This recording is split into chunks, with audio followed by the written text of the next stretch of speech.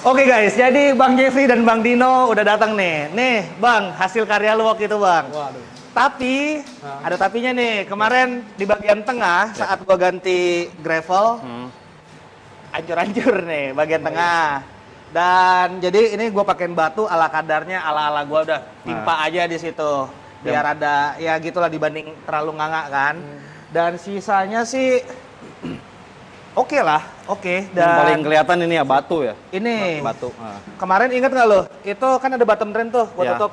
Itu kan kemarin kayu pun nutupin bottom drain. Ya. Nah, lu kan ada sampai sini sedikit, ini Ya. kan udah Kena congkel lah ya. istilahnya. congkel. Jadi bagian tengah ini emang udah hancur. Ya udah, gua tutupin aja pakai batu ala kadarnya lah, dah gitu. Dan di bagian sini bang, kalau lo lihat tuh dekat Hajar Aswad tuh, Ya, Hajar Aswad. kayunya udah pada tumbang semua di sana. Ya. Nah, di belakang sana juga kayunya udah banyak yang tumbang. Kalau di atas, mau lihat-lihat di atas? Boleh sih. Mantap sih, udah kayak kolam renang ini beningnya. Nah, ini kalau dari atas, ini masih ada gemuruhnya nih. Tapi udah sampai ujung sana, tembok, udah clear. Udah clear ya. Ya ini udah selevel kolam renang sih ini beningnya. Nah, kalau dari atas bang, view-nya emang agak lain nih. Kalau dari bawah mungkin bias, tadi gue bilang kan bias air, bias cahaya. Kelihatannya ikan lebih kecil. Nah, Iya tuh aja pari lihat segede apa di sini. Iya sih. nanti pas Arapaima datang lo lihat. Pas Arapaima segala macam. Nah, ini kalau clarity-nya udah kayak begini. Ya ini udah gila sih. Ini udah kayak air pakai kaporit ini. Iya, bening. Udah kayak pakai kaporit. Karena lu berhadapan sama kayu kan, maksudnya kan. Kecuali misalkan hanya batu, masuk akal lah. Ngejar sampai segini dengan kapasitas ikan segini banyak ya. Cuma dengan ada kayu, Bisa kayak ikan banyak bisa kayak gini sih prestasi gila ini.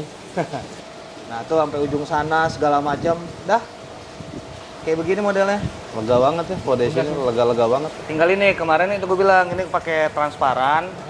Transparan tanpa paranet, terlalu kencang. Gue pakein paranet nanggung-nanggung, ya udahlah tutup aja semua. lah. Ini paranet nanti mau gue copot. Makanya nih anggota gue nih mau masang nih. Jadi nanti lampu yang baru ini, Iya. gue kan udah beli 3 bang, Ah, baru datang 5 lagi. Nanti rencananya 3 doang ya? mau digantung di tengah, Ini yang apa? yang baru. Yang baru. Baru beli 3, ngetes doang 3. Bahkan nembaknya pun ke sini. Iya, iya, tapi terang. iya. Yang lu lihat tadi di bawah kayak begitu. Oh, ini mati. Udah mati. Yuk, ilah. Iya. Tapi terang ya. Lumayan. Dan ini nembaknya juga kan jauh kan nih. Hah? Si Viv. Ini ketinggian air 1,9, tambah ini anggaplah 1,5. Ini jangkauan 3 ini. 3 meteran, Iya, jangkauan 3. Hebat Ini? juga ya. 3 biji. Jadi gua rencana pakai 8, nanti 4, 4, 2 row, 4. Kalau siang nyala 8, malam nyala 4. Tapi ini kan ini kalau nggak salah, kalau gue perhatiin kan kayak jadi indigo semua nih. Maksudnya kan ini udah luset kan? Gini, ini gua baru belajar bang. Oke. Jadi kaca itu, dia itu kan sebenarnya hijau.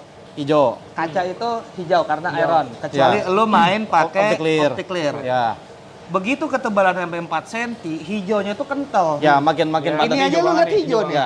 Ya kacanya kelihatan hijau. Tapi yang gua paham, lampu itu kan ujung-ujungnya semua RGB ya, Ya, red, RGB. green, blue.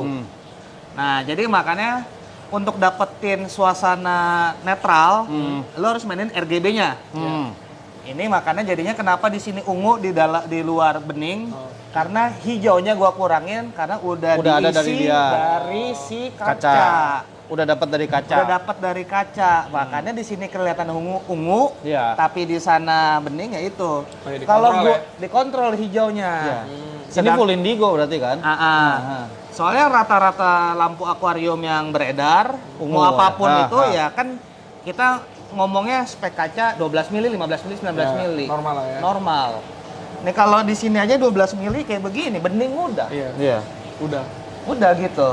Kalau di Ini kan Kalau saking ya, tebalnya. hadapan sama kaca tebal beda ya. Hijaunya lebih kelihatan ya. Hijaunya lebih kelihatan. Jadi makanya harus dikontrol RGB-nya. Ya. Gitu. Jadi itu yang gue belajar. Itu baru. Wah, itu apa tuh? Arapaima. Nyabet. Nah, ini kondisi ikan udah 1 minggu gue puasain. Karena Jadi kan gue nggak tahu biar nanti nggak bau kayak teknis pengerjaan gimana. Nah, iya. Takutnya perut berisi, muntah. muntah Ya. kan bahaya. Ya.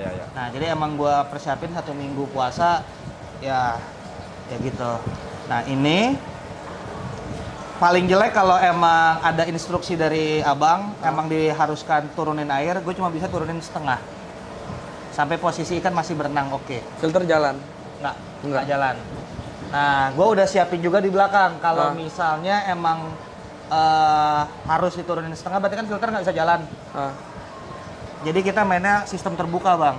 Sistem terbuka itu gue nyalain keran gede-gede. Jadi kita water change terus. Jadi tanpa filter pun air baru masuk terus. Nanti air lama ngelubar. Ini filter lu nggak sayang mati lama? Nanti rencana gua Aerator. Enggak, pertama aerator dan kalau emang gua nggak tahu nih berapa lama. Kalau cuma sehari nggak masalah, tapi kalau sampai 2-3 hari mungkin gua akan nyiapin udang atau ikan yang biasa gua kasih makan, gua bungkus, gua taruh di sana jadi sumber amonianya. Oh iya. Jadi dia tetap jalan. Itu makanan kan ada, tinggal Iya. soalnya kan kalau nggak ada sumber amonia sampai 2 hari 3 hari kan juga Iya, hancur malah juga. jadi mini cycle jadinya. Iya. Ya kan ngulang lagi, banyak yang mati. Ngulang lagi. Makanya gue udah nanti teknisnya tak gue masukin sarung atau apa, taruh aja udah sampai ngebusuk di sana 2 hari 3 hari sumber amonia kan Aman ya? harusnya bisa. Ya ini sih tergantung dari dealing dulu, maksudnya untuk perubahan ini apa aja, udah kayak begitu, apakah ada penambahan atau hanya tipikalnya pengurangan, terus sifatnya apakah di atas atau kebanyakan di bawah. Jadi itu semua nanti pengaruh ke perform kita buat ngerjainnya tuh bakal berapa lama, apakah sehari, 2 hari, 3 hari kan, itu tergantung nanti kita dealing dulu nih, maksudnya kan kita mau ngapain nih, permintaannya apa nih gitu kan. Ditambah kan ada kayu baru tentunya kan. Nah ada kayu baru kemarin kita udah siapin kan, udah siapin. Nah itu kan kalau misalkan kita ngomong kayu baru, artinya kan hanya bisa dipasang di atas, di tempat dimana bor itu masih bisa dipakai. Kalau di bawah udah nggak mungkin, kecuali hanya beberapa part yang ke bawah. Penguatan bisa di atas. Jadi kan kita yang penting tempat kering di mana kita bisa ngebor itu bisa kita kerjain. Kalau misalkan udah ke bawah-bawah, misalkan mau ada penambahan ke bawah, otomatis kita bakal mutilasi kayu yang udah lama. Yang udah lama ini tenggelam. Kita bisa reposisi. Kita bisa reposisi, sistemnya istilahnya kayak capit kiri kanan gitu. Nah, jadi ada maksud, makanya nanti kita bahas teknisnya mau kayak gimana. Misalkan permintaan Bang Yo, gue pengen begini, begitu, begini, begitu. Nah, nanti kita yang tentuin. Oke, untuk di daerah sini hanya bisa pakai kayu lama. Atau nanti kita ganti ini, misalkan kayu-kayu di atas yang tentunya bisa dipakai di bawah, kita bakal pindah ke bawah. Kayu baru kita pindahin ke atas yang sifatnya harus dikuatin ulang. Karena kan kayu baru kan ngambang. Nah, jadi kalau secara umum ya Bang ya, ini ikan-ikan gue yang di bawah, ikan dasar, itu jenis-jenis catfish monster Bang. Gede semua. Nah, jadi ada 3 ekor piraiba yang di sana Bang, yang putih. Itu maksimum size-nya bisa sampai 2,5 meter Bang. Buset. Itu baru 70-an senti. Masih bayi tuh. Masih bayi, umurnya baru 2 tahun. Nah, kalau yang di bawah juga mayoritas, pokoknya intinya Bang, 1 meter, di bawah 1 meter kemungkinan besar cepat atau lama harus keluar. Begitu ikan-ikan lainnya 1 meter lebih. Tapi gua harus baca situasi juga. Nah, kayak arwana kan udah mentok nih 70-an. Mungkin gua nggak tahu ya 5-7 tahun lagi kita lihat situasi. Bisa jadi gua keluarin, bisa jadi di sini. Tadi gue sempat kepikir beberapa desain yang cocok dilihat dengan kondisi sana sih. Maksudnya gue kepikiran. Cuma kan gue pertama harus tahu dulu kebutuhannya apa. Selera juga udah kayak gitu. Sama yang paling penting kan nanti ke depannya nih. Planning ke depannya kan kita harus tahu size maksimal ikan, jumlah ikan, jenisnya juga kita harus tahu dulu. Istilahnya mudah-mudahan perubahan kedua ini udah mendekati sempurna. Ya cocok sampai 5 long term. tahun, Ya 7 tahun, istilahnya kayak 10 begitu. tahun, gitu. Ya artinya kan kita udah ada pengalaman kurang lebih kan 9 bulan ini kan ngelihat hardscaping seperti ini kan plus minusnya apa. Nah sekarang perubahan kedua ini kita lebih ke titik beratin ke planning ke depannya gitu loh Bang. Maksudnya ini kayak tadi kan Pibas mau ditarik. Ini catfish bakal gede-gede istilahnya kan. Nah jadi kita bakal prepare buat itu gitu. Jadi planning untuk beberapa tahun ke depan. Gitu sama tujuannya itu kayak tadi kan ada sekat, maksudnya sekat itu kayak istilahnya jangan sampai dia ketemu terlalu ya kayak ring lah, kayak ring tinju gitu ya, maksudnya harus ada sesuatu yang bikin kubu ini nyaman kan gitu, nggak saling ketemu Jadi gitu. kayak ikan-ikan gua ini bisa dibilang mayoritas lebih adem. Ya karena mereka ada yang suka di sana, di sini. Misal mereka diganggu, mereka bisa ke sana. Masih kabur. Yang di sini. Oke, oke. Nah, paling saat kasih makan aja. Nah, gua kasih makan, gua selalu ngasih di sini. Oke. Makannya biasanya di sini. Jadi nggak banyak. Emang kesalahan gua dulu awal gua ngasih di tengah, Bang. Jadi banyak yang nyangkut ke dalam sama ikan RTC segala macam digeruduk gitu, Bang. Diajar, oke. Sekali, 2 kali, 10 kali tumbang juga kayunya. Iya, iya, iya.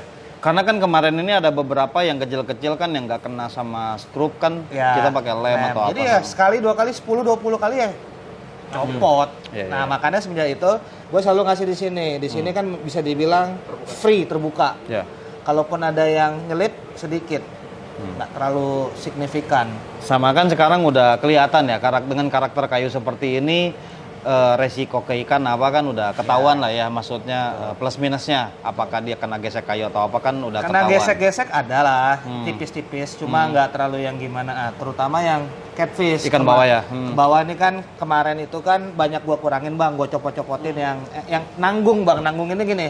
Kalau gua kabel T ulang, malah kayu yang lain ikut ngangkat besok. Ya. Ya kan? Misalnya nih ada ini satu, gua kabel T dua-duanya. Ya, ya. Ini kan satu aja gua copot gitu. Betul. Kita mau lihat dari bawah Boleh. biar lebih enak. Nah, ini kalau view dari atas udah kayak begini, Bang. Ya. Tuh. Oke. Loh. Enak ini lega, buat berenang pun kita nggak akan nyangkut, jangankan ikan.